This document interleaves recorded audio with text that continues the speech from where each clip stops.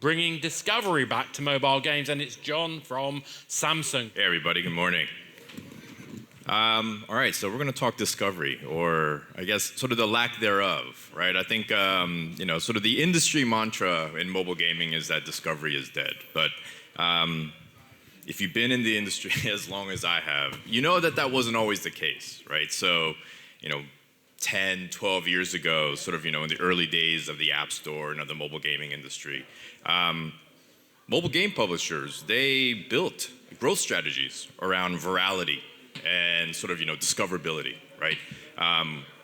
We used to measure things like K factors. I don't think anyone really sort of monitors actively K factors anymore, or virality these days, right? It was at a time when smartphone activations were hockey sticking, right? There was millions of people activating new smartphones for the very first time, upgrading from their feature phones or flip phones, and everyone was super engaged, interested to see what new cool experiences touchscreens could sort of enable. There was a ton of organic traffic into app stores, and game publishers wanted to take advantage of that, right? So if you played any kind of biz dev function back in the day like I did, you spent a lot of time driving down to Menlo Park and Cupertino and sort of Mountain View, talking about sort of the latest and greatest cool things about your game in the hopes that you would get featured, right? Because the featuring, a top banner placement for a week in the app stores, right, it meaningfully moved the needle for you, right? Or you worked with sort of the Facebook teams about how to sort of activate things like open graph stories, or sort of send requests. And so if you guys ever got sort of Candy Crush requests around sort of send me lives, I apologize. That was totally us. But those days are now long and gone, right? Now we've all had our smartphones for many, many years. Some of us sort of decade plus, right? We've got the 10, 15 apps that sort of fit nicely into our lifestyles. We're not really looking to look for a whole bunch of new experiences, right? Organic traffic into app stores has gone down, and even if you do get featuring with all the sort of design changes of the app stores, it's not meaningfully moving the needle for you anymore, right? So everyone's got massive UA teams trying to figure out how to do paid user acquisition, right? I think on Android, since we're Samsung, we tend to look at it sort of within the sort of lens of Android. 80+% of game installs are happening through paid channels, right? That means game publishers are driving that traffic with their own dollars into the app stores to drive the installs. Even when we buy a new device, right, as a user, all we're doing is backing up and restoring our old devices to look exactly like, making our new devices look exactly like our old devices, right? Our pictures transfer over, all the apps that we used to have transfer over.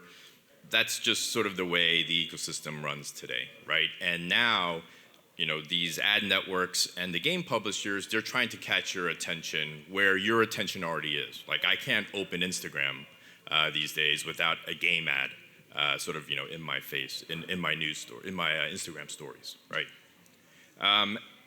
There's a lot of pains around that, right? There's we're starting to look at things like what's the CPIs, what's the return on your advertising spend and the yields, right? MMP attributions, it's just this massive operation that didn't used to be the case, and so. At Samsung, we have been thinking about this both from a user's perspective as well as a game publisher's perspective, right? How do we bring discovery back, right? How do we bring sort of the joy of, sort of finding a game and getting into it and playing without all the frictions and the burdens? I think that has massive impact both for sort of the end users and how they engage with the content that you guys are creating, but also how you guys get that content in front of these people, right?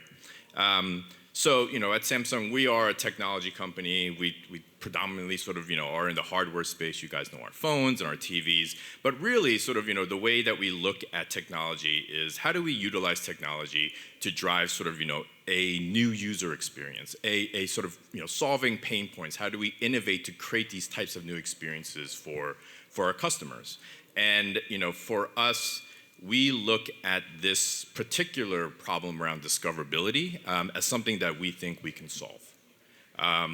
We look at streaming tech and what it's done for other media like movies or music, right? And how it's changed consumer behavior. All of us has probably gone into Netflix sort of wanting to watch something, not really knowing what we want to watch, getting something recommended to us, clicking on it in a matter of seconds, being in it and fully immersed, right? Same with streaming like music services like Spotify. I don't know how many new artists I've discovered, right, through Spotify. And being able to go in, and if I don't like the music, just being able to get out, right? No sort of skin off my back. This is the type of experience that I think Samsung can deliver, and this is something that we are developing today. So there's two aspects of this from what we are developing. One is the ability to discover this content, right? So it needs a surface, right? If people are not visiting app stores, where can you get in front of people to be able to surface this content, right, and make your games discoverable to them and personalized? Every Samsung Galaxy device comes with an application preloaded called the Game Launcher, which we've rebranded to the Gaming Hub. Essentially what this app is, it's a utility application for gamers on our devices, right? So if you've got a bunch of icons that you've downloaded from the App Store, we'll folder it for you, just like a launcher, right? If you want to toggle the settings of your device for sort of optimal gameplay, you can do that within the Game Launcher, right? Maybe you've got like 10% on your battery and you want to run battery optimization because you need to get in to fight with your clan for that battle, right? You're going to turn on battery optimization so that you can at least, sort of get in for that session. Maybe you want to sort of run sort of, full sort of blown 120 frames a second on your device. Those are the types of things you can sort of toggle and do within sort of the Game Launcher application. And so the Game Launcher application, which is the Gaming Hub today, has globally 160 million monthly actives. And the average active user is visiting the Gaming Hub 3 times a day. Right, so high engagement. And what we're now introducing in the surface is content discovery, right? So we want to be able to take the games that you guys are developing and surface it to these users in a personalized way. And sort of that's step one, right? But then step two is we don't want this to feel like an ad, right? Like if you think about the way ads run today, you discover it on a surface, you click on it, you have to go to the app stores, you have to click the install button, wait for the install to happen, right? Open it, download, gigabytes of resource files before the user even gets into the game, right? That's a high friction process. And, if you think about your ads performances these days, right, from a conversion standpoint, you're probably sort of in like that 5-10% range, which means that 90% of people who showed enough interest in your content to click on your ad actually never get into your game, right? That's a massively leaky bucket and a missed opportunity. And so what Samsung has also developed, and we are in beta now, is an Android native, mobile native cloud streaming platform.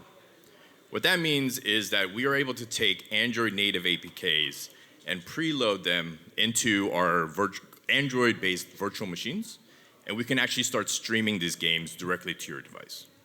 Right, so now, from a user experience standpoint, users who are coming into the Game Launcher, they can click on your game because we've recommended it to them, and they can get into the game seamlessly in a matter of seconds.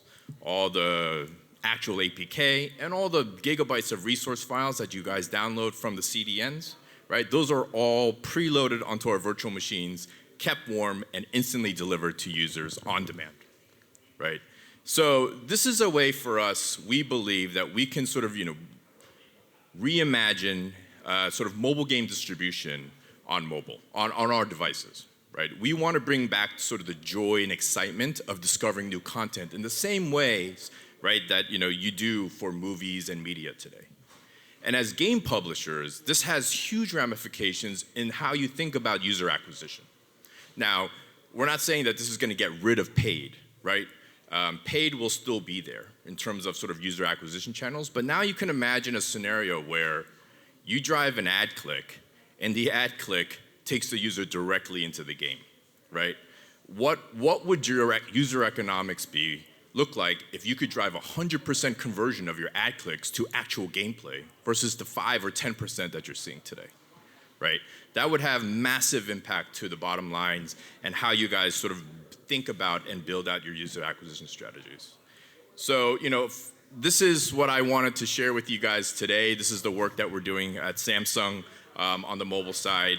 We are in beta with our cloud streaming platform as well as the gaming hub. We are in beta in the US and Canada at the moment. So if there are any game publishers out there, who are interested in bringing the content in and testing this with us, like we welcome, sort of your feedback and your participation. Thanks. Thank you very much. I love this direct into the game stuff. This is, if you were talking about other device manufacturers, I think there'd be a level of skepticism, but the market share that you guys have, the coordinated experience between multiple devices is, I think, unparalleled in the space. Right. And I think that makes it a massively interesting thing for me as a publisher. I think also for those of us who are doing games on multiple platforms, that becomes much more interesting as well. So I think that's fascinating. Does anyone have any quick questions before I dive in? There's a question over here. If we can get Catherine to grab the mic, or I might. Shout it. I'll repeat your question, for the recording. Yeah, so as far as the feature goes, are you able to send notifications through that app for specific games that are streaming? So just to repeat, that was as far as retention is concerned, I missed the rest. Can you send push notifications? Oh, can you send push notifications? Thank you. So that's for the recording. Yeah, that's a great question. Yes, you can. So the way that you can send push notifications within sort of our platform today is, and we had this problem when we were running through the user flow of someone who clicks on an ad. Let's say they went to Instagram, they clicked on an ad for your game, they were immediately in the stream, they loved your game, and they want to get back to that game the next day, right? How do they get back into it if it was actually a stream that originated directly from an ad unit? And so being the device manufacturers, what we have the ability to do is to sort of background install sort of apps on the device. And so what we actually do is we create a little shortcut icon, which is actually an APK, onto the user's device. Essentially what that is, it's just the artwork of your icon and a deep link into the cloud stream, and it lives on your home screen. So because it's an APK, that APK can now send push notifications to the user to re-engage that user. And so we do have a return path for the users that has huge sort of impact on the retention, and we also enable all the tools that game publishers utilize today, by way of things like push notifications to drive that increased engagement and retention. I'm going to geek out now because that sounds fantastic. That's the stuff that we've been talking about that cloud should be doing. And because that's the stuff that you can't do in other contexts. That's right, and I think that is a unique position that Samsung is in as sort of the device, the OEM manufacturers, and sort of the abilities that we have, alongside sort of the ecosystem that we build. And one thing that I also wanted to mention, right? Like if cloud streaming in gaming is not new, right? Like there's cloud streaming services out there today. The way that we approach this is a little bit different in that like we're not charging subscription fees to end users, right? To access the stream. What we wanted to do is we wanted to make sure that this business fits seamlessly both to the end user's expected experience, but also to the game publisher's experiences. What that means is that all of this is optimized for free-to-play gaming, right? It's free to the end user. We fully enable IAP and IAA, in-app advertising monetization. And so you can think about this almost as just taking the App Store functionality of distribution and virtualizing it in the cloud. It just reminds me of a small Seattle-based company that talked to Real Networks back in 2000 about using streaming technology. They decided to go off and become Steam, but they did actually have very early conversations about cloud gaming back as early as 2000. That's how long this has been around. Anyway, last quick question before we move on. Anyone got a quick question? So, the thing for me is how many people are really understanding the power of not just your mobile devices, but the cross-platform potential that you guys have, particularly with the Gaming Hub. Are you seeing mobile publishers and other publishers starting to engage in that space? We are. So, we've got actively probably about 1.2 billion mobile devices and probably, near 300 to 400 million TVs, right, in people's living rooms. And so, we've got now publishers who are looking at sort of cross-device experiences. We already have some publishers, let's say like the Epics or the Hoyoverses of the world, that have content that works seamlessly cross-device. And so for us, in partnership with them, trying to figure out how we deliver that seamless experience, right, across all the sort of screens that Samsung provides, both in our pockets and in the living rooms. And I think, because I'm old and I've done this for a long time, it's interesting to see how often we fluctuate between device-based acquisition versus platform-based acquisition. That's right. It feels like this is kind of redressing some of that balance as well. Yeah. On that note, go for it quickly, just a quickie. So there's a microphone behind you here. Yeah, say you have an app in testing on Test Flight Apple or Google Play. What's the involvement in uploading to your service? Is that something that's pretty straightforward? You just reinstall the app? It is straightforward. So, the Samsung ecosystem also has the Galaxy Store, which is a third-party, our owned and operated third-party app store. So if you upload the app into our sort of developer console for Galaxy Store, we can immediately make it enabled for cloud. Great. On that note, Jong, thank you so much for that. Thanks very much. I'm going to be looking into that direct into game stuff. Okay.